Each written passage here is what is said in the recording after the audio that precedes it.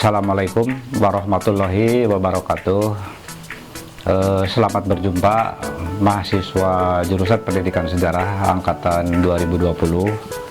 Perkenalkan, nama saya Dr. Andes Yustiuspan MPD, dan saya di semester 1 diberi tugas oleh negara untuk mengampu mata pelajaran atau mata kuliah pengantar ilmu sejarah ya. Dan di samping itu di semester 1 saya juga mengajar sejarah Asia Tenggara, tapi sejarah Asia Tenggara oleh saya di asisten dosenkan. Jadi nanti yang mengampu mata kuliah sejarah Asia Tenggara akan dipegang oleh Pak Ilham MPD ya, Pak Ilham MPD ya. Jadi nanti kalau Anda mau mengikuti perkuliahan pengantar ilmu sejarah dari saya ya, kalau sejarah Asia Tenggara dari Pak Ilham. Saudara-saudaraku yang saya cintai, mudah-mudahan Anda ada dalam keadaan sehat walafiat ya, dan Anda sekarang masih di rumahnya masing-masing, di daerahnya masing-masing. Jaga kesehatan ya, karena sekarang musim pandemi ya, atau COVID-19, dan jangan lupa patuhi protokol kesehatan, cuci tangan yang sering, terus pakai masker ya, dan jaga jarak dengan kawan-kawan. Jadi ini perkuliahan ya saudara-saudara di luar kebiasaan. Kalau tahun-tahun yang lalu perkuliahan itu dengan tingkat 1 itu ya tatap muka ya. Jadi saya itu langsung bertemu dengan Anda, mengenali Anda, kenal dengan Anda ya, bersilaturahmi dengan Anda.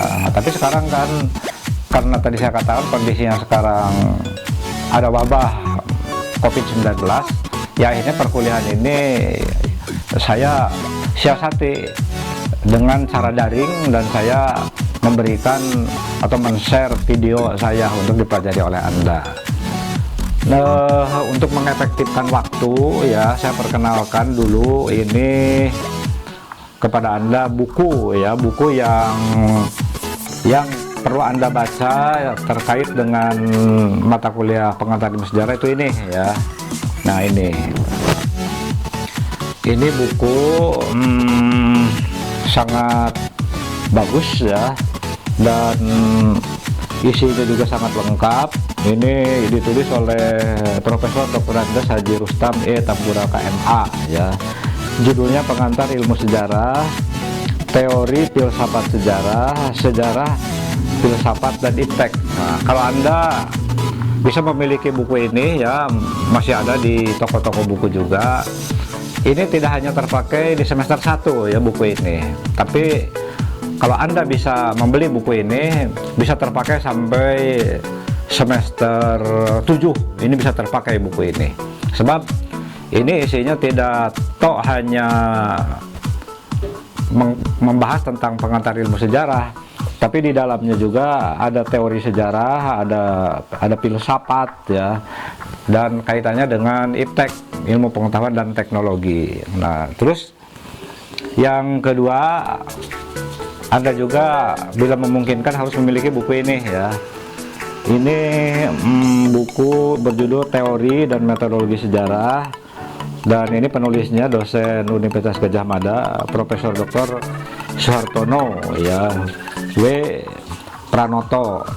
Nah, Anda juga kalau memiliki buku ini ya, ini tidak hanya untuk keperluan di tingkat 1 atau di semester 1, tapi buku ini bisa menjangkau kebutuhan Anda nanti sampai akhir semester 7 ya.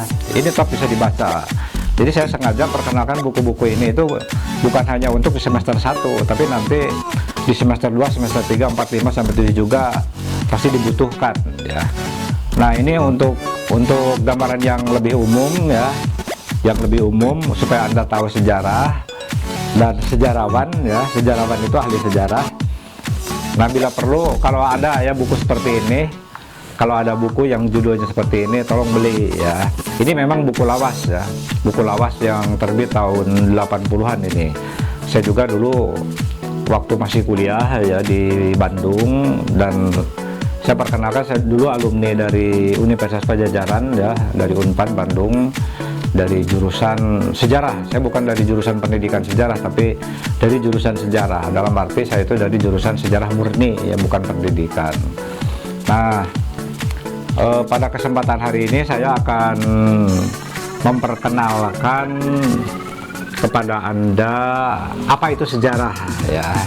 Nah, sebab kata sejarah itu sering diucapkan dalam kehidupan sehari-hari ya. Seperti di Sunda akan orang mengatakan sejarah, nah begitu. Kalau dalam bahasa Indonesia sejarah, nah kadang-kadang orang-orang penting, para pejabat dalam pidatonya suka melontarkan kata-kata jangan sekali-kali melupakan sejarah.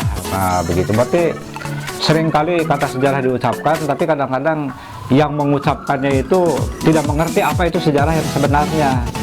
Nah, saya akan memperkenalkan kepada Anda apa itu sejarah ya.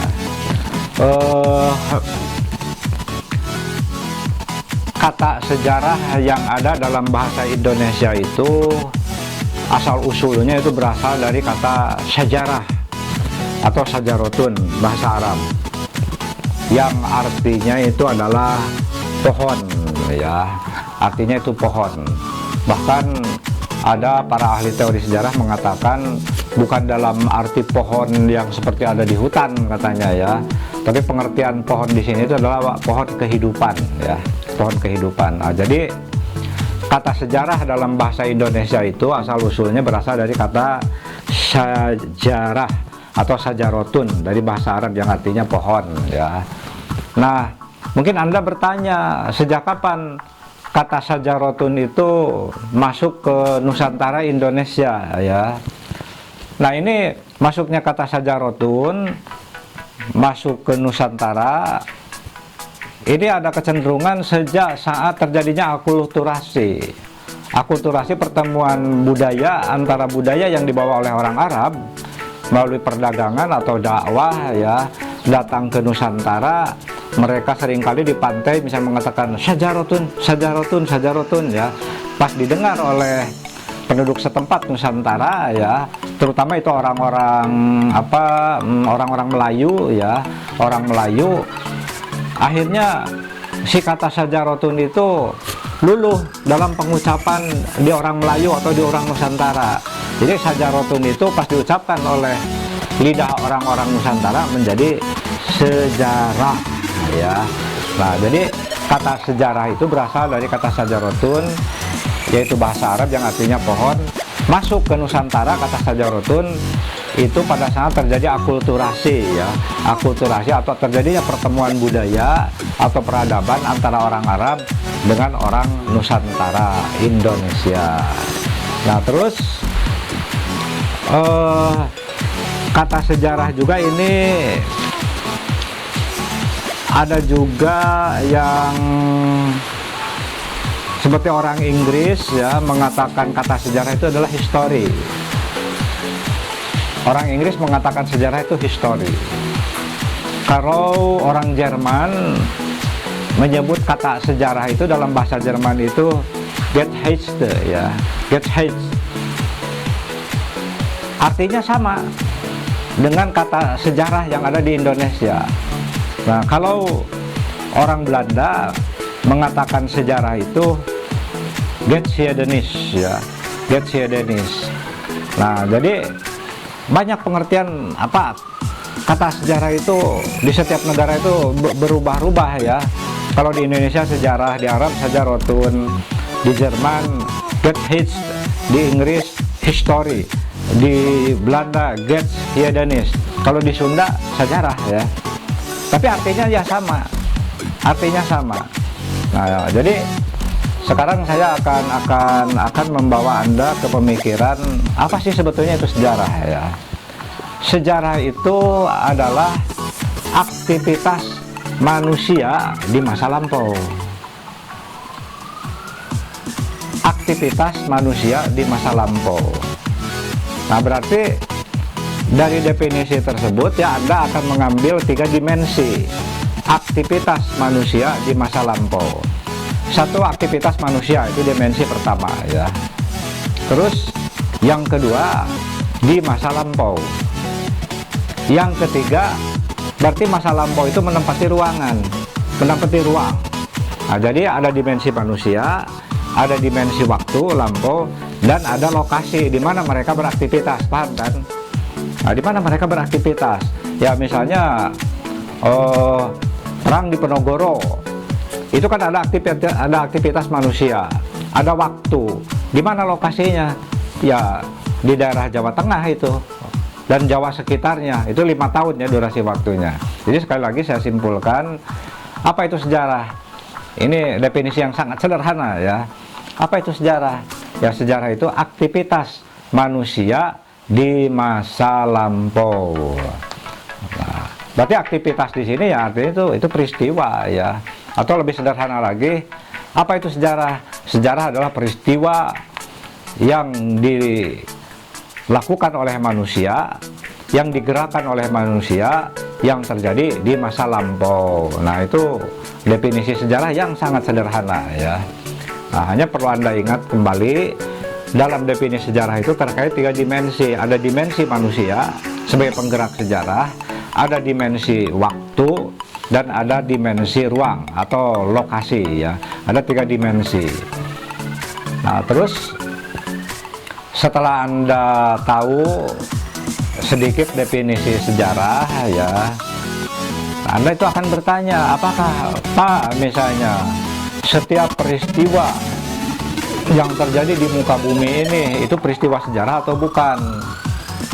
Ya pada intinya itu peristiwa sejarah ya. Itu peristiwa sejarah. Terus Anda juga bertanya, Pak, yang dikatakan lampau itu misalnya ribuan tahun ke belakang, ratusan tahun ke belakang, atau beberapa minggu ke belakang. Ini masalah waktu ya. Nah, ini juga masalah waktu. 1 detik di belakang kita itu sebetulnya sudah peristiwa sejarah. Sebab itu lampau ya. Sebab kita itu menuju ke depan kan. Jadi kesadaran dalam bersejarah itu begini. Kalau kita sekarang berdiri di hari ini ya, di hari ini, atau di masa kini, di belakang kita ada masalah. Jadi saya berbicara mengenai bahwa dalam peristiwa sejarah itu ada 3 dimensi yang terkait ya. Satu, ada dimensi manusia, itu sebagai penggerak peristiwa sejarah. Ada dimensi waktu ya, karena sejarah itu menempati waktu ya, ada dalam setting waktu. Dan yang ketiga ada dimensi ruang. Kenapa ada dimensi ruang dalam peristiwa sejarah? Ya karena sejarah terjadi dalam sebuah lokasi ya, dalam sebuah ruang alam begitu. Nah, sekarang berbicara apakah sejarah itu penting untuk kehidupan? Nah, itu pertanyaan yang sangat penting ya, yang sangat mendalam. Apakah sejarah itu penting untuk kehidupan manusia? Saya jawab, saya tegaskan, sejarah itu penting ya. Karena dalam sejarah itu menyangkut juga dimensi waktu tadi itu ya. Dimensi waktu. Misalnya begini, kita hari ini berdiri itu di masa kini ya. Nah, 1 jam yang lalu atau 1 detik yang lalu itu sudah lampau, dan di hadapan kita itu ada masa depan. Nah, jadi dalam sejarah itu ada 3 dimensi waktu ya. Ada lampau, ada kini, ada akan datang. Itu setiap detik itu terus berubah, waktu itu berubah ya. Setiap detik itu berubah.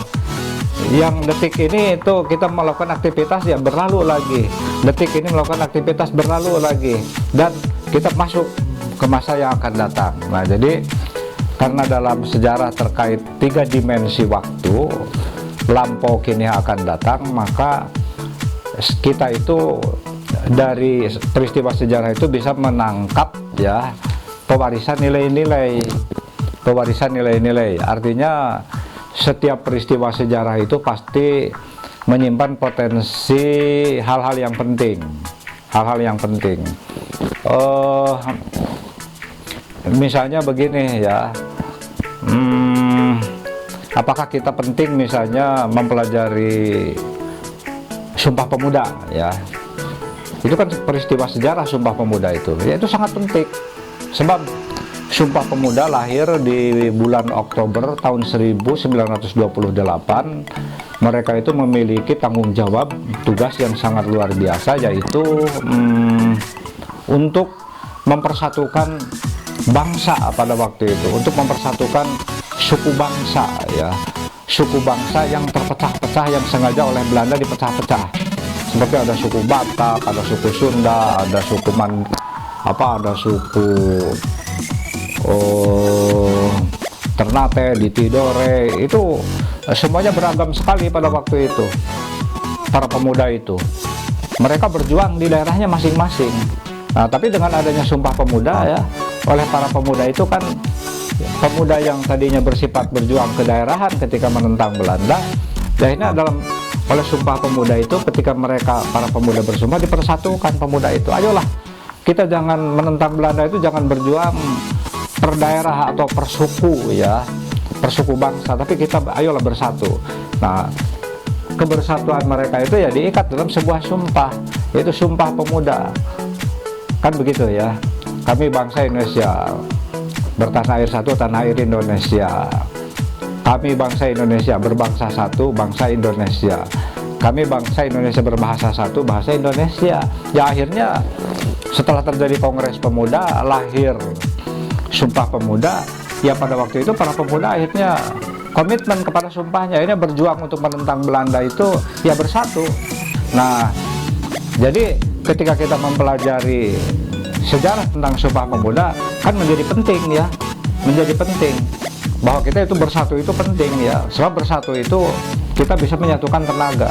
Seperti misalnya sekarang kondisi kita menghadapi pandemi ya, COVID-19 ini sangat luar biasa, ini sejarah ya, sebab COVID-19 itu tidak hanya menimpa orang Indonesia, tapi ini COVID itu sangat pandemi, berarti melanda seluruh warga dunia.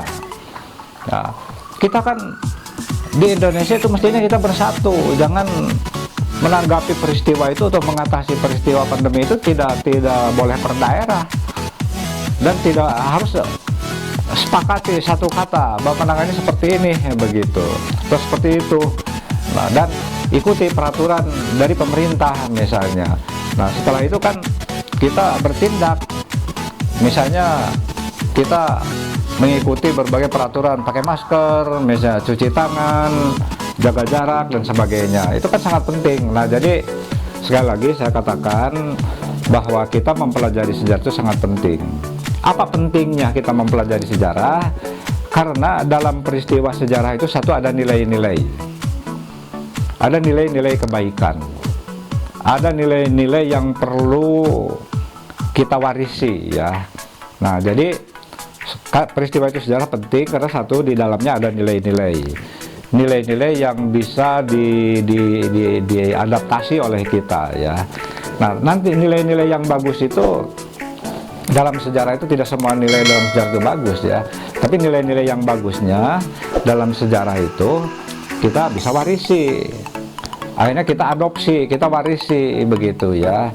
Dan di samping itu yang sangat sederhana lah, ini jawaban saya itu, dalam peristiwa sejarah itu kalau kita pelajari secara mendalam ya, itu bisa membentuk karakter bangsa, bisa membentuk karakter bangsa. Jadi mata pelajaran sejarah itu berbeda dengan mata pelajaran yang lain ya, berbeda dengan mata pelajaran yang lain, sebab dalam peristiwa sejarah itu mengandung nilai-nilai yang sangat penting untuk pembentukan karakter bangsa. Nah, seperti contoh ya, sekarang kan Indonesia itu sepertinya carut marut begitu ya keadaannya itu. Kita itu terpecah-pecah oleh partai-partai politik sebagai kontestan dalam pemilu misalnya, baik pemilu pemilihan presiden misalnya atau pemilu untuk kepala daerah ya. Karena akhirnya warga Indonesia itu terpecah-pecah ya, terpecah-pecah, terkotak-kotak dalam kepentingan partai-partai mereka. Nah, tapi kita setelah pemilu begitu ya, kalau kita pelajari sejarah ya, kalau kita pelajari sejarah, ketika pemilu mereka terpecah-pecah, tapi setelah pemilu kita harus bersatu lagi, harus ingat kepada komitmen persatuan di bumi NKRI. Nah, seperti itu ya saudara. Jadi kalau ada pertanyaan apakah mempelajari sejarah itu penting, ya penting, penting sekali. Di mana letak pentingnya saya simpulkan, karena dalam peristiwa sejarah itu ada nilai-nilai yang perlu kita pahami, pelajari, dan aplikasikan dalam kehidupan. Nah, setelah nilai-nilai itu dipandang oleh kita bagus ya, dan bisa diterapkan dalam kehidupan, ya maka nilai-nilai itu harus diwarisi, harus menjadi ahli waris dari nilai-nilai yang terdapat dalam peristiwa sejarah. Dan di samping itu, kita mempelajari sejarah itu bisa membentuk karakter bangsa ya. Sekarang kan kita punya pahlawan-pahlawan besar seperti Bung Karno, Bung Hatta, Jenderal Sudirman ya. Nah, itu jangan sampai tersisihkan kebesaran kepahlawanan mereka, perjuangan mereka itu tersisihkan oleh pahlawan Naruto misalnya ya, atau pahlawan Superman, Batman dan sebagainya. Itu jangan ya. Ya Soekarno tetap Soekarno, sebab itu seperti Naruto itu kan hanya kartun, itu hanya cerita biasa. Tapi ada kecenderungannya sekarang generasi muda itu lebih mengidolakan ya pahlawan-pahlawan yang ada di kartun kan. Nah, jadi nanti kita setelah banyak belajar sejarah harus merasa terpanggil ya untuk ikut membangun negara Republik Indonesia yang tersekat-sekat oleh kepulauan. Kan Indonesia itu Nusantara ya. Kenapa Indonesia dikatakan Nusantara? Nusa itu pulau, tara berarti antara. Jadi Nusantara itu atau Indonesia disebut Nusantara itu karena terdiri daripada pulau-pulau yang dipisahkan oleh lautan. Nah, makanya karena Indonesia itu terpecah-pecah dan terdiri dari 13.000 pulau, ya kita satukan. Berbeda dengan di negara Jazirah Arab atau di Eropa ya, disebut negara itu ya daratan, hamparan daratan. Kalau kita itu kepulauan yang ada terhampar di atas lautan, makanya disebut Nusantara, Nusa Antara, di antara pulau-pulau itu. Nah, makanya kita perlu tumbuh kesadaran untuk bersatu, untuk menyatukan NKRI. Ya apa itu? Dari mana kita bisa menyatukan itu? Ya, belajar sejarah. Sejarah itu sangat penting ya. Nah, sekarang kalau Anda sudah mengerti ya, paham apa itu sejarah ya, dan nanti Anda bisa mengeksplor sendiri dari sumber-sumber yang lain mengenai pengertian sejarah secara mendalam. Setelah Anda paham apa itu sejarah ya, terus apa pentingnya sejarah, sudah saya sampaikan tadi bahwa sejarah itu sangat penting. Nah, sekarang kita beralih kepada konsep sejarah ya, konsep sejarah. Nah, jadi secara konsep sejarah itu memiliki 3 pengertian ya. Awas ini perhatikan, ini sangat penting ya, sangat mendasar sekali ya, untuk tingkat 1 itu sangat mendasar. Sejarah itu secara konsep memiliki 3 pengertian. 1, sejarah itu ada yang disebut sejarah sebagai peristiwa ya, sejarah sebagai peristiwa. Yang kedua, konsep sejarah yang kedua itu sejarah sebagai kisah. Dan yang ketiga, sejarah itu adalah sejarah sebagai ilmu. Nah, jadi sekali lagi saya tekankan, pengertian sejarah secara konsep itu ada 3. Sejarah sebagai peristiwa ya, sejarah sebagai kisah, dan sejarah sebagai ilmu. Nah, sekarang kita satu persatu bahas ya. Mungkin Anda bertanya, atau Anda waktu di SMA itu hanya tahu bahwa sejarah itu satu begitu ya, konsepnya satu. Tapi ternyata sejarah itu memiliki 3 konsep. Anda akan bertanya sama saya, Pak, apa yang disebut dengan sejarah peristiwa? Ya, sejarah sebagai peristiwa itu sejarah yang betul-betul terjadi di masa lampau. Itu kejadiannya, itu peristiwanya ya. Itu peristiwa sejarah. Misalnya ketika tanggal 17 Agustus tahun 1945 di Pegangsaan Timur 56 Jakarta, Soekarno didampingi oleh Hatta ya, atas nama bangsa Indonesia membacakan teks proklamasi. Kami, bangsa Indonesia, dengan ini menyatakan kemerdekaan Indonesia. Hal-hal yang mengenai pemindahan kekuasaan dan lain-lain diselenggarakan dengan cara saksama dan dalam tempo yang sesingkat-singkatnya. Jakarta, 17 Agustus 1945, atas nama bangsa Indonesia, Soekarno, Hatta.